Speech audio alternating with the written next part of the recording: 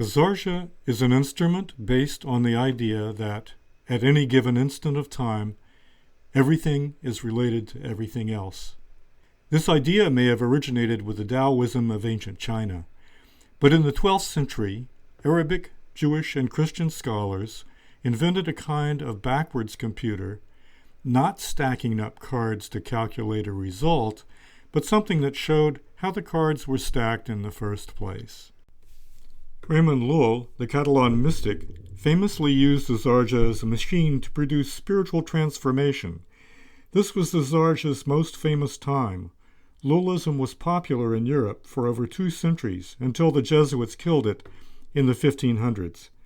The point is that the Zairja idea of contrasting local space-time with the quantum elsewhere was once a major feature of European learning, although of course quantum was not called quantum at the time. So, what was it called? Here are some objects influenced by Zairja thinking: Swift's writing machine and Libeskind's knockoff, Camilo's memory theater, Jody Lecoq's Zairja cube. In all of them is the idea of kenosis, which is what we know but we don't know that we know. This was an early version of the Freudian unconscious. Earlier, it was practiced at Essene monasteries, such as the one where John the Baptist instructed Jesus. But the Zairja's most literal connection to quantum comes from projective geometry, which we can trace to a specific source, a theorem discovered by Pappus of Alexandria around 300 AD. No one in architecture talks about Pappus, but his theorem is simple and compelling. It shows how locality inherently generates a kind of quantum that Pappus constructed as a vector revealed by connecting sets of points on 2 lines. Here is a radical move that breaks away from Euclid. His theorem can be constructed with just a straight edge, no compass needed to plot distances or angles. Points can be spaced in any way, and the lines can be at any angle. The anywhere of the points and lines constructs a radical elsewhere of another line. The determinacy of this third line is akin to the spooky quantum answers the astrological Zairja would give as its computational results. The key, which no one has ever mentioned, is the way the lines have to connect the points in a zigzag order. The zigzag is really about how projective space can be both inside and outside the picture. What happened after Pappus? Desargues picked up the idea of projective space in the 1600s, and the brilliant teenager Pascal, too. Desargues tried to apply projection to architectural perspective drawing and stone cutting, but was rebuffed. Projective geometry was forgotten until the 1800s. The 19th century was the renaissance of projective geometry. It was promoted as the first of all geometries, even before Euclid.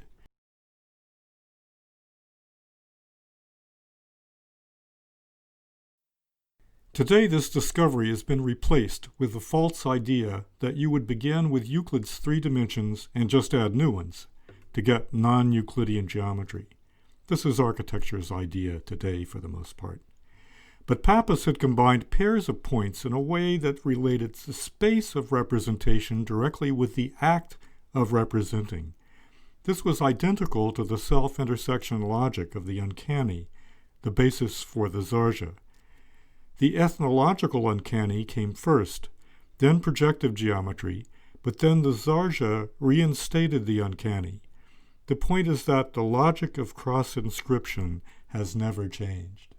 To see these relationships, consider how representation is 3 things at once.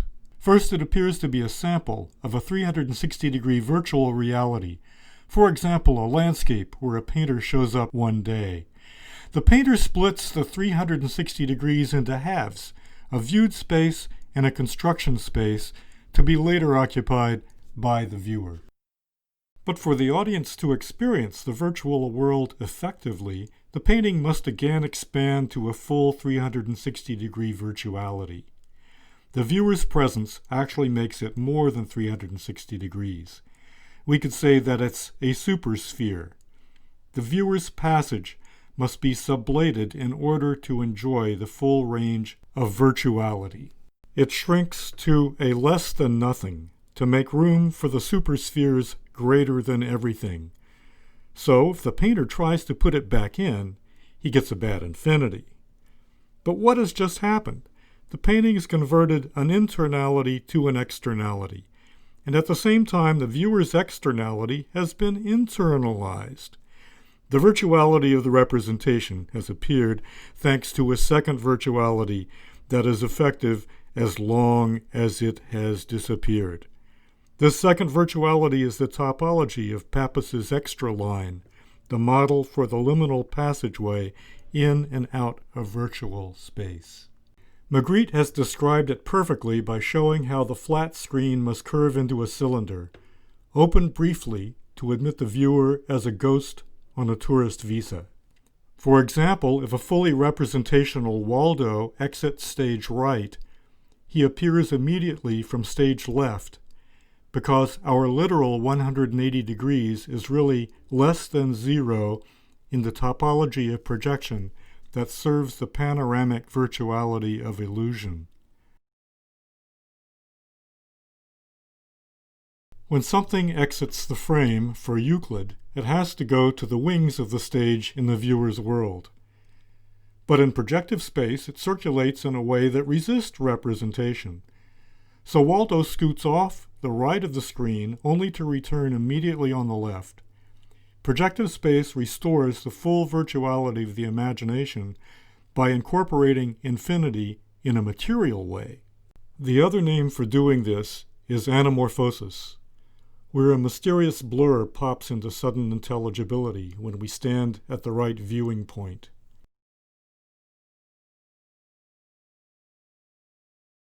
Hans Holbein's famous painting of the ambassadors combines pictorial virtuality with the second virtuality of the blurred image of the skull. Like Pappus's third line, this anamorphosis opens the way to a completely different space and time.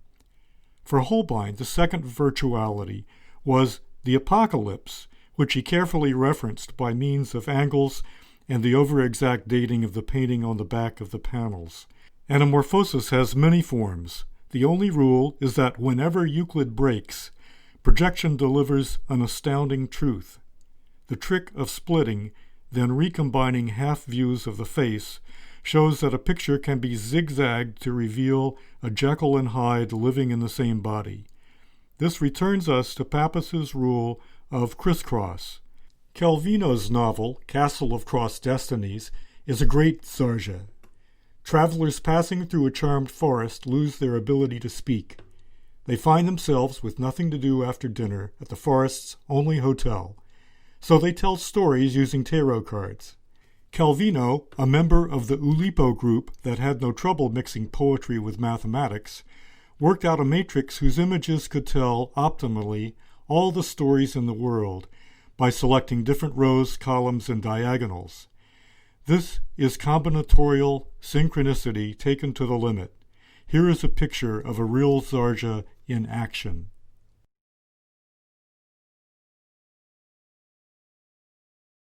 A return to Pappus is a return to the projective geometry that accommodates the split nature of the human subject and shows how the split is a kind of anamorphosis. The Zairja doesn't just accompany this return, it is the name on the products produced from this logic. Projective geometry has been shunned by architecture history and theory. It should be returned on behalf of using a principle that is thousands of years old by means of things that architects already understand: anamorphosis, theatrical space, the importance of the void, the role of liminal passage. A new realm is opened up by the Zairja. It's a means of connecting things in a non-Euclidean way that are actually pre-Euclidean and far more real.